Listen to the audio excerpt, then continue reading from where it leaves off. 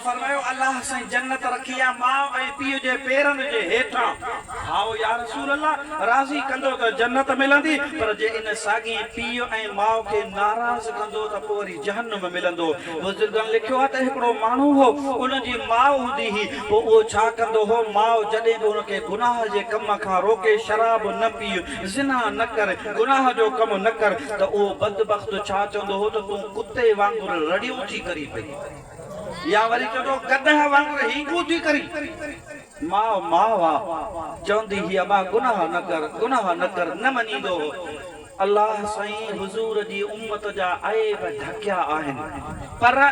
बुजुर्गनि लिखियो आहे त अल्लाह खे दुनिया खे ॾेखारणो हो त माउ पीउ जो जेको बेअदब हूंदो आहे उन सां दुनिया में अल्लाह साईं सज़ा ॾींदो आहे। कहिड़ी? उहो गुज़ारे वियो, गुज़ारे वञण खां पोइ क़बर में दफ़न कयो, दफ़न करे खां पोइ जंहिं टेम ते विझी खां पोइ माउ उन पुट खे मनो कंदी हुई, उन साॻी टेम ते उन शख़्स जी क़बर मां हींगुन जो आवाज़ ईंदो।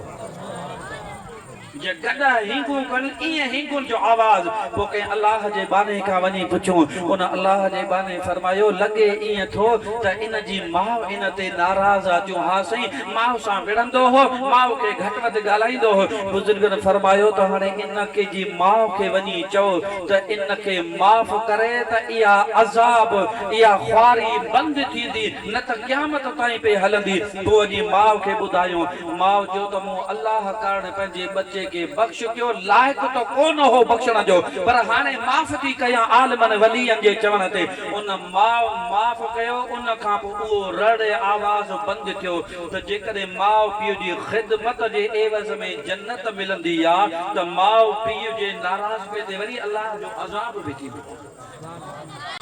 अल्लाह साईं अबे अम्मा जो अदब नसीब करे चो आमीन। अल्लाह जे हबीब जी ज़ात बाबरकात फरमायो हिकु जन्नत माउ पीउ जे पेरनि जे हेठां। या रसूल अल्लाह बि मदीने वारो साईं फरमाता मुंहिंजे घर ऐं मुंहिंजे मिंबर जे विच वारो हिसो जंहिंखे रियाज़ुल जन्नत चयो वेंदो आहे। नबी साईं जी ज़ात बाबरकात फरमाइनि था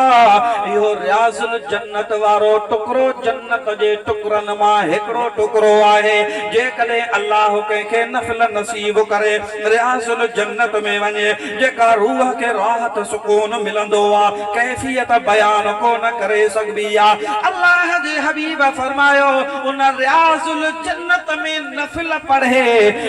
पढ़े खां पोइ जेकॾहिं कसम खणी चवे त आऊं जन्नत में निमाज़ पढ़ी आयो आहियां, हुज़ूर फरमांदा इन जी ॻाल्हि ते एतबार कजो जो इहो मुंहिंजे मिंबर ऐं घर जे विच वारो हिसो जन्नत जे टुकड़नि मां हिकिड़ो टुकड़ो आहे।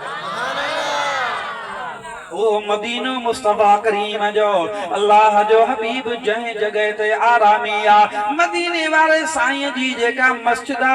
उन मस्जिद में आलम लिखियो आ हिकड़ी नमाज पढ़ण सां 50,000 नमाज़ुनि जो सवाब मिलंदो आ। ॿी रिवायत में ईंदो आ हिकड़ी नमाज पढ़ण सां 2 लख नमाज़ुनि जो सवाब मिलंदो आ। हाणे अच त मुंहिंजे हबीब जे रोज़े ते उहो मुस्तफा करीम जो रोज़ो जंहिं रोज़े ते 70,000 मलाइका सुबह जो ईंदा आहिनि। सुबह खां वठी करे पाक फुटी खां वठी करे शाम ताईं विजी जे नमाज ताईं लगभग इन टाइम ताईं सलात पढ़ंदा आहिनि। वरी जॾहिं शाम थींदी आहे उहे शाम वारा मलाइका मोटंदा आहिनि, वरी ॿिया मलाइका ईंदा आहिनि, पर मथियां अचण वारा खिलंदा ईंदा, हेठां वञण वारा रोंदा वेंदा। मलाइका चवंदा अर्श मथे अल्लाह जी ज़ात बाबरकात जी कुदरत जा निशान मथे, तव्हां रोंदा छो था वञो? उहे मलाइका चवंदा आहिनि न जन्नत के गलियों में देखा मजा जो मोहम्मद के तलियों में देखा।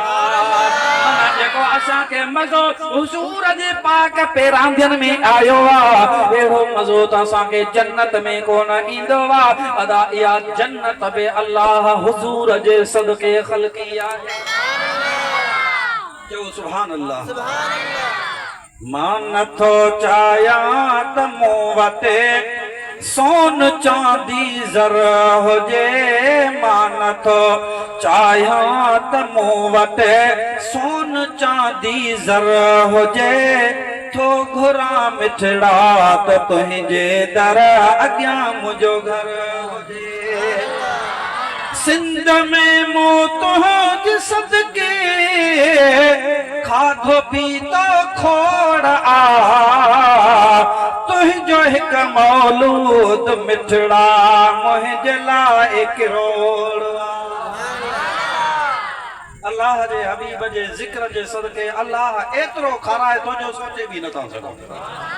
रात प्रोग्राम हो सांझी जी नमाज खां पोइ झोल जी घर में वरी सुम्हणी खां पोइ प्रोग्राम हो हैदराबाद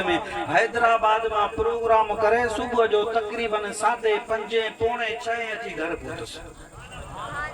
का एड़ी रात खाली कोने जो सवेरे अची महल सां आराम करे थक भनो पर मोजादा जेकरे दुनिया जे कमन सां हलऊं हा ये हिकड़ो महीनो ओजागा कयूं था मानो चरियो थी वने पर यार सदको अल्लाह जे हबीब जे जिक्र जो आ जो थक बि लही वेंदा ने ईमान बि ताज़ो थी कुछ साल अॻु में हिकड़े माण्हू मूंखे पंहिंजे इलाइक़े जे चयो मुंहिंजी मौलवी मुंहिंजो जीउ चिता मौलियुनि जी सीज़न अची वई आहे मुझे छो जे उर्स जो महीनो मना मोले जी सीजन मुझे हा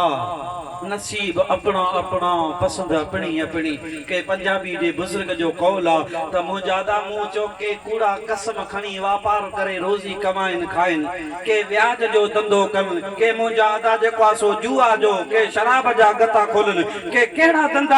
धंधा करे पान बे खाइन बचन के खाराइन पर मुजो असा शुक्र था अदा कयो हजरत छट धणी इमाम जे सदके जो उन जामिया राशिदिया मदरसो खोलियो उन का पो बिराजो ठयो असा दरगाह शरीफ जो नंगर खाई पलिया आयो असा खाइंदा बि हुजूर जे जिक्र जो सदको आयो बचन के बि हुजूर जे सिद जिक्र जे सदके खाराइंदा आयो रोजी सबनी जी नसीबा पर हर के जो पंहिंजो भाग आ असा ते हजरत रोजे धणी जे सदके अल्लाह एहसान कयन त हाजी गुलाम नबी महेसर उहा गाल कई सिंध में मो तुझ सदके खाधो पीतो खोड़ आ तुझो हिकु मौलूद मिठड़ा मुंहिंजे लाइ किरोड़ आ गंज ब्या काले कबाजे तो जड़ो गोहर मिले तो घुरा तो खात तुझे दर अग्या मुझो घर होजे मान तो चाया त मूं वटि सोन चांदी ज़र होजे तो घुरा तो खात तुझे दर अग्या मुझो घर होजे लोक सां गॾु मां बि पाड़े में लॾे वेही रहां कंहिं बि कुंडड़ीअ में कखाओ घर अॾे वेही रहां रोज़ शब अॻियां अखियुनि जे रोज़ ए अतहर हुजे थो घुरां तो खां त तुंहिंजे दर अॻियां मुंहिंजो घर हुजे वो मुस्तफा करीम जो मदीनो जंहिं मदीने में तव्हां जो असां जो हबीब आरामिया हाणे जेके मलाइक सुबुह जो ईंदा वरी ॿिया मलाइक शाम जो ईंदा वरी उन्हनि मलाइकनि खे क़यामत ताईं वारो कोन मिलंदो अल्लाह जे हबीब जी ज़ात बा बरकात फरमायो आहे जंहिं बि मुंहिंजे रोज़े जी मुंहिंजी कब्र शरीफ जो दीदार कयो ज़ियारत कई हुज़ूर फरमाता क़यामत जे ॾींहुं उन जी सिफारिश ज़रूर फरमा उन मदीने जे एड़े शहर में हजरत इमाम मालिक जाओ आजो सुभान अल्लाह इमाम